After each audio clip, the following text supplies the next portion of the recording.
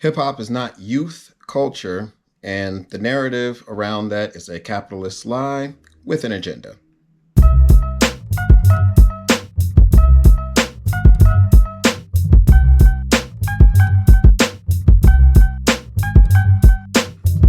Hip hop being touted as youth culture hasn't sat right with me for a long time, and the more you think about it, the more you should feel the same.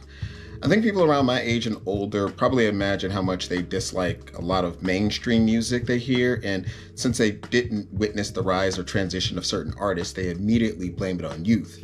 They don't see the work some of them have put in to get to where they're at. Someone like Sabrina Carpenter, who I only became aware of in 2024, has been in the TV shows and performing in some professional capacity since at least like 2010. And her come up was tied to Disney, and that isn't my lane by any stretch. And a lot of work went into getting her where she is now, especially from a machine like Disney, to prop up a white woman who, at the time of this recording, is only 26, but has been around since she was about 10. But suddenly, people we've grown up with aren't in the mainstream anymore and seem to have been replaced. Mainstream rap music has a revolving door of names and interchangeable personalities that kids seem to know, but adults are out of the loop on. I want to explain how this is all by design, but first, I want to discuss something I've wanted to talk about for a long time, and that's hip hop is just not rap music. It's a diverse culture with multiple elements as well as other broader pieces that help to encapsulate it, including our language, the way we dress, but what most people are calling hip hop is just rap music, and while one is part of the other one, they're not interchangeable. Hip hop has four elements: graffiti, breaking, DJing, and MCing. These were not only elements that were present at the first hip hop party thrown by Kool Herc and his sister Cindy, but they are elements that Herc himself partook in and were being practiced before they realized these things were related. And the thing I don't think people on the outside looking in realize is that these other elements are still alive and thriving. I did a video a while back on hip hop in Palestine, and I was able to name it that because they're actually practicing multiple elements that I was able to find stories of, at least three of the elements. But even worldwide, every element of hip hop culture still shines. Graffiti still exists in too many forms to name, from stickers, throw-ups, and full complicated pieces. The art has never gone away, and a lot of legends, even from the 70s and 80s, are still active in some capacity. Some made clothing lines, others handled album art for rappers, and a good amount of it could be seen in art galleries almost anywhere. I specifically follow an account called Radical Graffiti that posts on Tumblr, Blue Sky, and other socials that show how it's still being used as resistance art in proletarian movements. And check out the tag for graffiti on any site, and you'll see that it's something that will never die and still uses rap music in videos that they use to show off their pieces. Breaking, or b-boy, b-girls, are still extremely active, and one of the main places you'll see them is on Red Bull and platforms like Stance Elements. Thousands upon thousands of people are still out there doing things you didn't realize were possible with the human body. DJing as we know it is a byproduct of the original DJs in hip hop with two turntables and a microphone. And I feel I don't need to get into how ubiquitous and needed they are, but seriously, you need to hire a DJ for your party, your event, and anywhere people need to get down. And yes, DJ battles are still a regular thing, perfecting techniques and blending not only on songs, but literally anywhere that they can. None of the elements are hard to find in 2026, so it stands to reason that hip hop is alive and well and is more diverse than just rap music. That's why I hated when people were saying hip hop is dead all the fucking time. No, you just didn't like mainstream rap music. You weren't checking for people you used to like. You weren't checking for DJs, graph writers, and breakers. Those were thriving while people kept saying that an entire culture was dying off because of the one thing that they saw, which was the equivalent of a doctor telling you that you have a week to live because you broke your arm.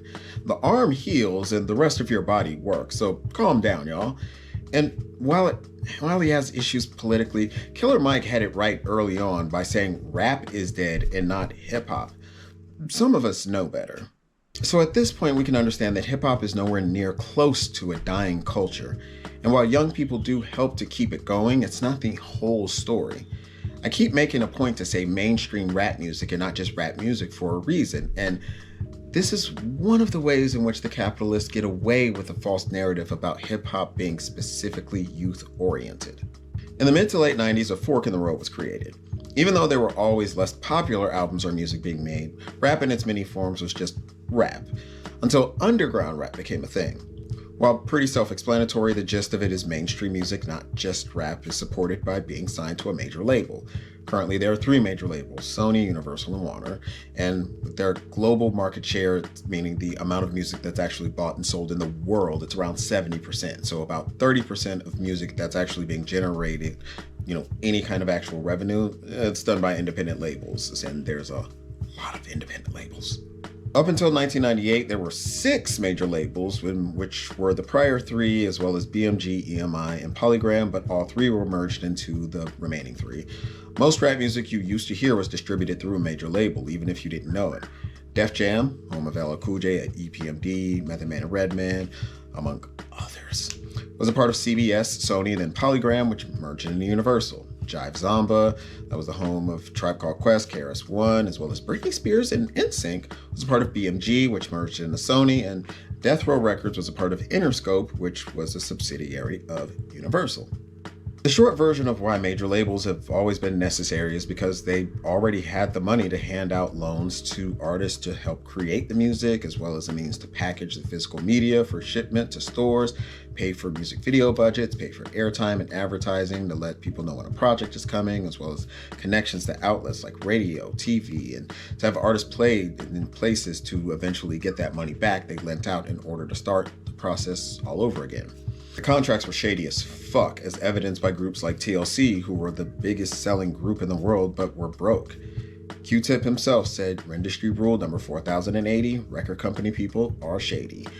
A lot of talent signed their deals either in their early 20s or as teens.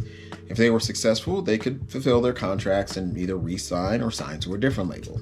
The issue that comes with being on an independent label is that while you do have more creative control over your art, the budget to create and put out your music isn't as vast as a major, which has ties all over the globe. The packaging, shipment to stores, video budgets, advertising, all of that may be greatly diminished or just not available at all. Since independent and underground labels don't have the same reach, artists that used to thrive will sometimes be relegated to obscurity. Not because they're not still making music, but because they're not able to reach you the same way. This is why so many people say things like, "I wish so-and-so was still making music," and not realizing that they are. They're just independent now and not getting the budget that used to go into putting out their music. They're not in your face like they used to be. They're older, but still making music at a high level that's unfortunately just not as visible as they once were. These days, that entails things like placement on a streaming playlist for new songs, preferential treatment when it comes to a new project that drops, and still getting to radio and other outlets to discuss the project. What you start to notice, though, is that a good amount of artists get older and decide to go independent while major labels dump their money into younger talents. Again, remember, as you get older, you start looking at your contract and want changes. And when you're young, you're not as cautious about these things. Look what happened to Megan Thee Stallion.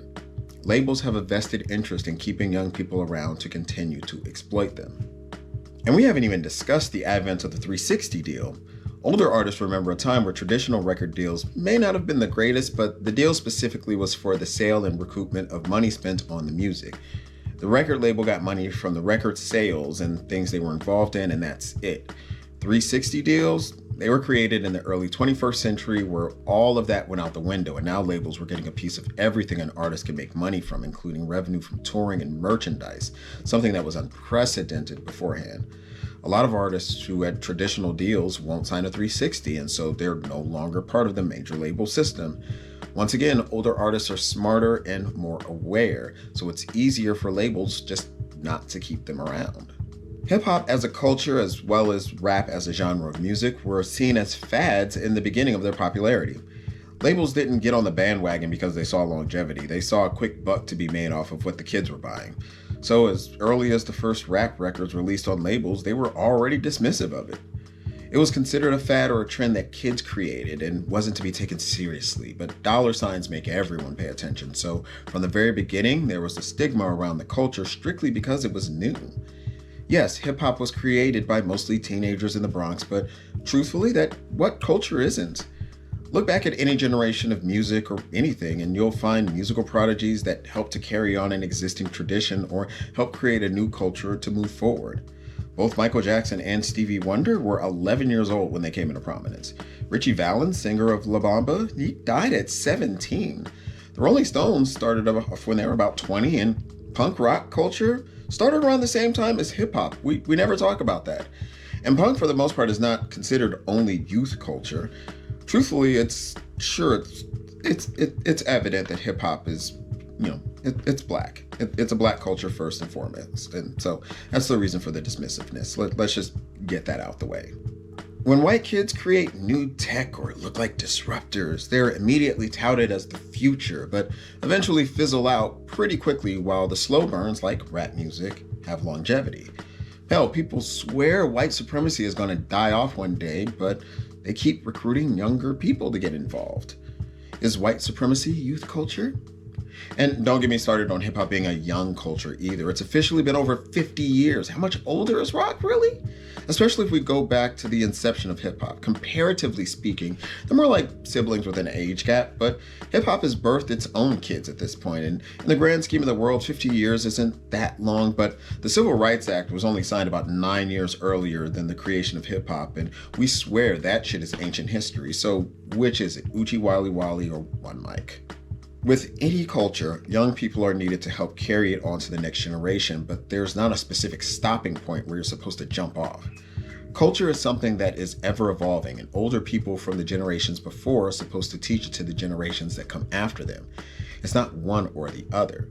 The youth can't have a culture to begin with without the ones that came before unless they create their own, but they're not doing that with hip hop. They're helping evolve it, but when these people help with the evolution get older, they're not supposed to just stop at some arbitrary point. That's propaganda made by greedy fucking capitalists and those that want to exploit anyone who participates in it, especially if it stops them from making a quick buck off a brown body. To be clear, labels knew exactly what the fuck they were doing. The other elements are harder to exploit with contracts the same way as rap. DJs can sign record deals, but they're generally producers who end up needing rappers on their songs, which is how we end up with DJ K-Slay compilations as well as DJ Khaled albums. Lil Jon was a prominent DJ, and when he got big, he recruited rappers to hop on his songs.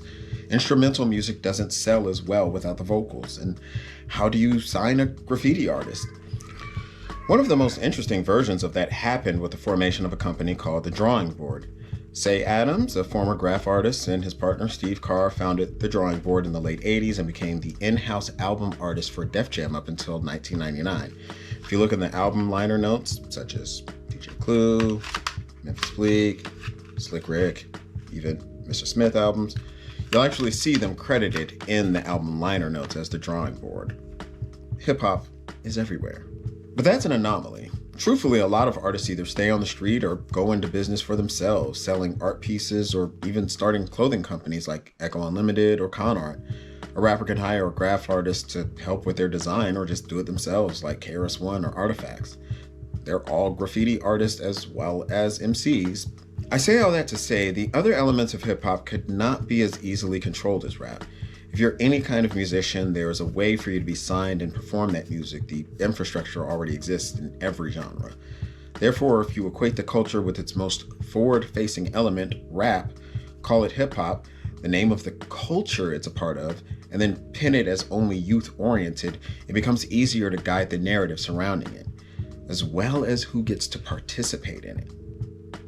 And now we have pages and sites like World Star Hip Hop, Hip Hop DX, and a million other things on social media with hip hop in the title when none of them discuss graffiti, breaking, or DJing, and only rap music and drama that surrounds rappers. I respect Elliott Wilson for creating Rap Radar and naming it appropriately, but of course he would. He used to work for The Source magazine, the actual Bible of hip hop that used to cover every element in the issues. The way people treat hip hop, only equating it with rap music, it's akin to how everything online now is content. I really fucking hate that word now because everything that we do isn't content. Some people absolutely make things just to put them out, and you can consider that content, whatever, but I'm a writer. I make video essays, not content. Music that comes from humans, not AI slop, is not content. It's music, our photographs, comedy sketches, analysis of history and music. Our culture is not content. They all have names of things of what we do, and they deserve to be called as such. Content is insulting to the hard work people do to make things, but executives and capitalists will have you flatten all the things to diminish what you've put into it. Don't fall into the content pile, and don't allow hip-hop to be flattened either. While I've had these thoughts brewing for some time, the tipping point was this Jay-Z interview with GQ that recently dropped. As of the time of this recording, it's the end of March 2026, and he's been making the rounds due to dual anniversary celebrations for his albums Reasonable Doubt, released 30 years ago, and The Blueprint, released 25 years ago. On February 20th, he officially put out the original version of Dead Presidents on streaming, as well as a single to purchase on vinyl, CDs, and tapes. I still actually have my original Dead Presidents single from back in '96, so I don't need to buy the new one. However, the album version is Dead Presidents 2, if you didn't know, but the video version is the original. No clue why that's the case. Fun fact, he did the same thing with Who You With on his second album, In My Lifetime Volume 1, where the album version of Who You With is Part 2, but the original version from the Sprung movie soundtrack is the same as the video version. Additionally, he announced a handful of performances for the summer. First up at the Roots Picnic in late May, then initially 2 dates at Yankee Stadium, one apiece for each album, then added a third date due to the first show selling out. It stands to reason that Jay-Z is still a hot commodity 30 years after dropping his first album, and this is why you shouldn't listen to Gen Z on the internet trying to convince you that certain artists weren't as influential as they were in their heyday. They'll look at album sales and think that's the entire story, not realizing what brands, TV shows, films, magazines, ads, and other things artists used to be a part of. Jay would literally say a line and the culture would shift. In the song 30-something off of Kingdom Come, Jay said, "Y'all respect the one who got shot, I respect the shooter." And literally within a month, there were multiple mixtapes released called Respect the Shooter, as well as a song featuring G-Unit, which is ironic because the line was about 50 Cent himself. This is what Jay used to do, and there's so much more. It's safe to say that Jay's influence permeates hip-hop as well as popular culture, and we could sit here all day discussing his accomplishments, but there was already a Brooklyn Library exhibition on that, as well as a book published from this called Book of Hove. And with that said, it baffles me as to why he would say a couple of things he did in this GQ interview related to the battle and his views on hip-hop, and correctly as hip-hop culture, but also incorrectly. I think that, look, there was 4 pillars of hip hop. There are 4 pillars of hip hop, right? Yep. There's breakdancing. Yep. And it's graffiti. Yep. There's DJing and battling. Yep. Breakdance is not at the forefront of rap anymore. It's actually an Olympics sport. So that's dead. Graffiti. Yeah. Beautiful. You know, in certain places. Yeah. And even in like, you know, major art and like Keith Haring Yeah. and Basquiat, actually, the street artist, Yep. took it to a next level. It's not part of hip hop. Mm-hmm. DJing. The DJ was in the forefront. It was Jazzy Jeff and the Fresh Prince. Right. Yeah. Eric B. and Rakim. Yeah. You don't even know the DJ for half of the artists anymore. Who's Yeah. Drake DJ? I have no idea. Okay. Couldn't tell you off top. That no longer exists. And the last pillar is battling. We love the excitement, and I love the sparring and the music you get. Mm-hmm.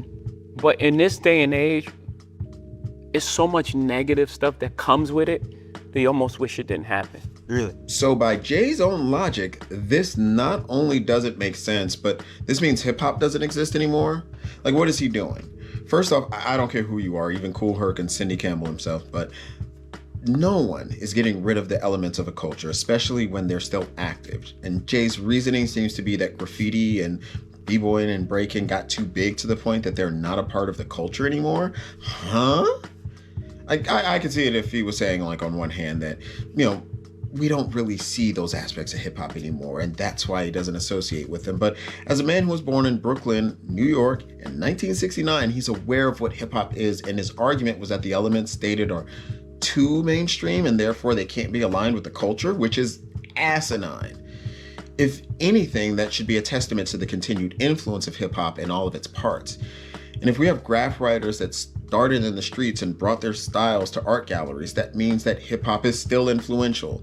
If there are b-boys and breakers in the Olympics after starting off in the streets of the Bronx, that means that hip-hop is still influential.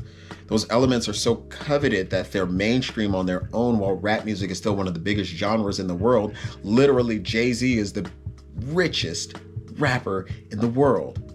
Again, a library made an exhibition of just him. His existence disproves his own narrative. Additionally, he's discussing this through the context of the Kendrick and Drake battle and saying he doesn't believe that that's an element that we need in the culture. And in Jay's own words, battling is an element, not specifically emceeing or rapping. So if graffiti, breaking, and battling are gone, so hip-hop is just the DJ? Where's the logic here? And I think this is important because, as discussed earlier, Jay is still influential, selling out baseball stadiums. And at the time of me putting these words in the air, people will hear him say this and unfortunately take it as gospel.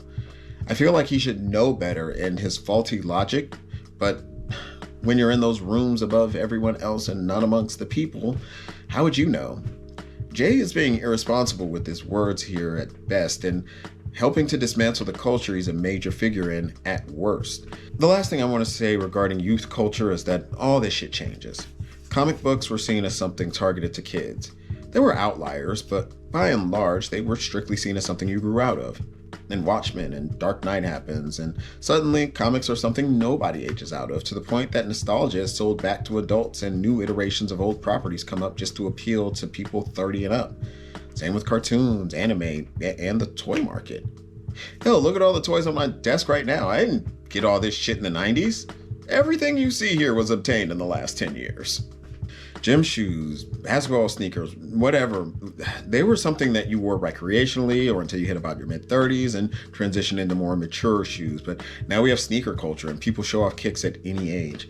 It's safe to say that for the most part, if someone is telling you your culture is only for the young, tell them to fuck off. Trust me, they love to make money off this shit.